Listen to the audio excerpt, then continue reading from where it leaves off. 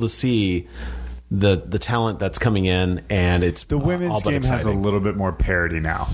Right. So that's my 2 cents. But now it's your favorite moment. It's the end of the season Lightning standings. I don't know if that makes it any more special, but we get at least get the full volume on that one. All right. We're going to do the NFL because it's been a number of episodes. So it's probably been about 2 months since we really jumped into the NFL standings. Like week 5, it looked like it was the last time we ever talked about the full standings of the NFL. Eric, you have the NFC. I'll take the AFC, and then we're going to talk about the playoff picture and go. Okay, well, looks like I'm starting then. So we're going to start in the NFC East here. We are going to go top down. Dallas Cowboys lead this division 10-4. Philadelphia Eagles are 7-7. Washington football team are 6-8. Now, please keep in mind, these two teams are playing each other tonight, right? So that will change slightly. New York Giants 4-10. Moving over to the NFC North, the Green Bay Packers have clinched a playoff spot. They are 11-3. Minnesota Vikings are 7-7. The Chicago Bears are 4-10 and officially eliminated from the playoff picture. There will be a coach opening job there as Matt Nagy gets fired at some point in the offseason. I cannot imagine him sticking around. And the Fighting Dan Campbells, otherwise known as the Detroit Lions, are 2-10. Are they mathematically eliminated as well? They are mathematically eliminated as well. But the Fighting Dan Campbells have put up a good show. They beat the Arizona Cardinals this past week. So good. That's a real win. Yeah. NFC South, Tampa Bay is 10-4. New Orleans 7-7. Atlanta 6-8. Carolina 5-9 after that 3-0 start, doing really well. Arizona Cardinals lead the NFC West at 10-4, tied with the Rams, also at 10-4. The San Francisco 49ers are 8-6, and the Seattle Seahawks losers bring up the rear. Those losers, they should be ashamed. Losers. 5-9. Thank you.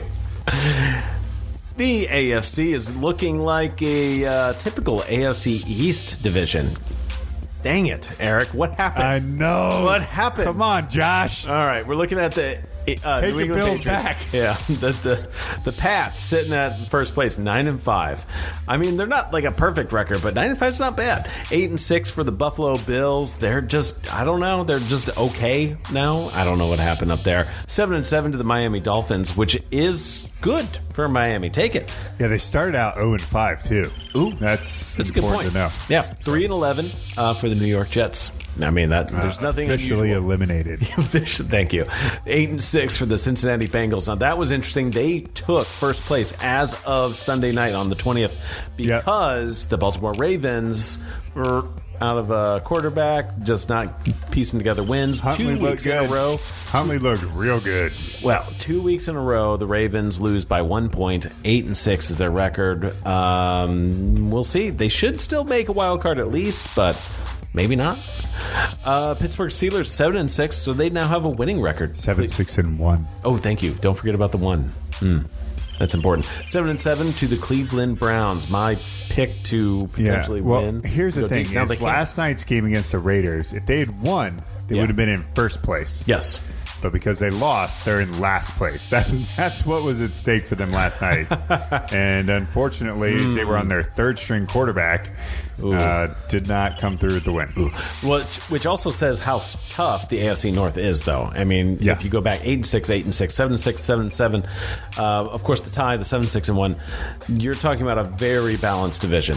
Looking at the AFC South, Tennessee Titans are at 9-5. Also 8-6 go to the Indianapolis Colts, and then it's just, whoa, what happened? Looking at Houston Texans at third place, 3-11. I think they're out. Jacksonville Jaguars, officially eliminated. Like their coach, they are out. Officially eliminated. Thank you. 2-12.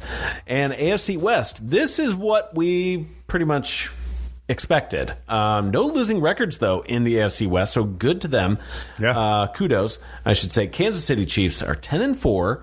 I don't think, when's the last time they lost a game? Was that October?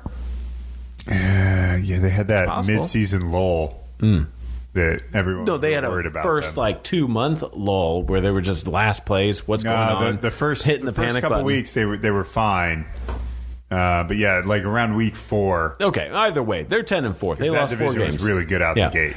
LA Chargers are still a respectable 8-6. They're doing okay. Las Vegas Raiders are 7-7, and the Denver Broncos are also 7-7, which those two match up for next week. So that'll be a good game. Look out for that one. Go Ponies. That's all I could say. Well, that brings us over to the NFC playoff picture here. So in first place, we are going to have the Green Bay Packers. They're sitting in first place right now. Dallas is leading their division 10-4. Tampa Bay's in third spot, 10-4 as well. Arizona is also 10-4. And just so you know, the reason Tampa is in third and not in second, even though they had the head-to-head to win against Dallas, is division record. Remember, that's the tiebreaker first. Division Never record. Forget. Yes. Yep. So Dallas is 4-0 in division. Tampa is 2-2. And then we have the LA Rams are 10-4. They're in the 5th spot. San Francisco 49ers are 8-6 in the 6th spot. And Minnesota has the last spot, the number 7 spot. Currently, it's 7-7. However, that could be taken away again if the Philadelphia Eagles beat Washington football team tonight. Philly is 7-7. New Orleans 7-7. Washington 6-8. And Atlanta is also technically still in the playoff picture at 6-8, and I think that's really where we're going to go ahead and stop, because then we move to 5-9 at Carolina, Seattle are in there, and technically still the Giants are alive at 4-10. There you have it. Yeah. Thanks, Eric. What you got for the AFC? For the playoff picture? Oh, God. I thought you were talking about that. Oh, well, I'll take it here. So we got Kansas City up top, New England number 2, Tennessee number 3, Cincinnati number 4. Those are all your division leaders currently. Then your wild cards, Indianapolis, LA Chargers, and Buffalo Bills are the last current spot right now at 8-6. Baltimore is right behind them. They're in the 8th spot. Pittsburgh is behind them in the 9th spot, 7-6. Then you have some 500 teams. The Vegas Raiders, Miami Dolphins, Cleveland Browns, and Denver Broncos are all there. Also still in the mix. This is much tighter than the NFC. And the Broncos at 7-7 are really only one game behind being in the playoff picture. Now, tiebreakers and stuff like that come into consideration, but they're one game behind. So, okay.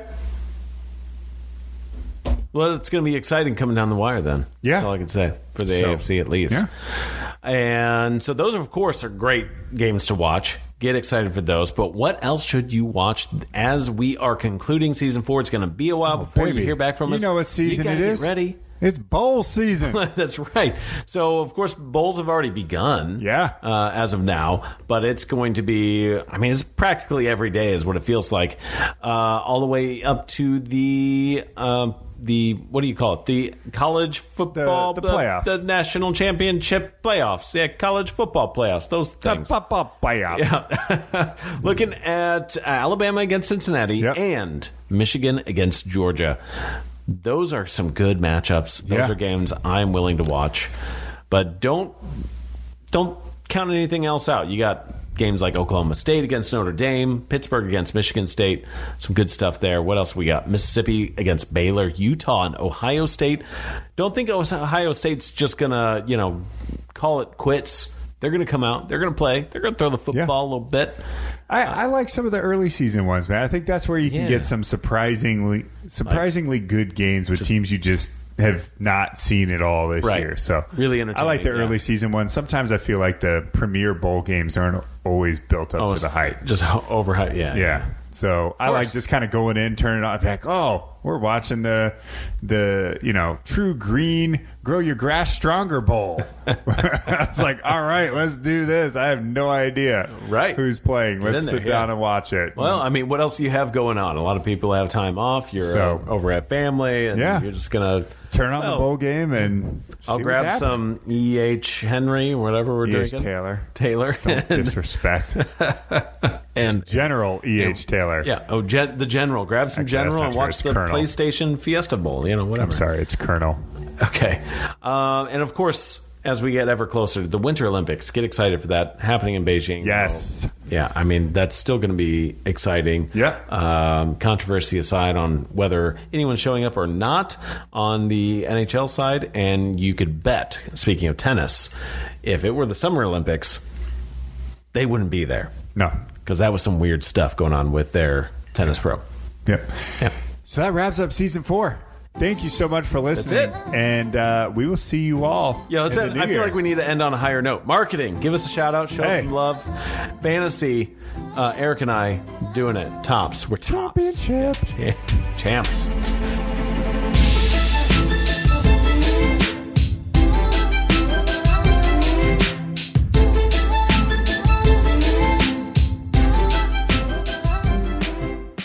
Thanks for tuning in to Average Sports with Average Guys. Don't forget to like, subscribe, share, tell your friends, and we'll see y'all next time.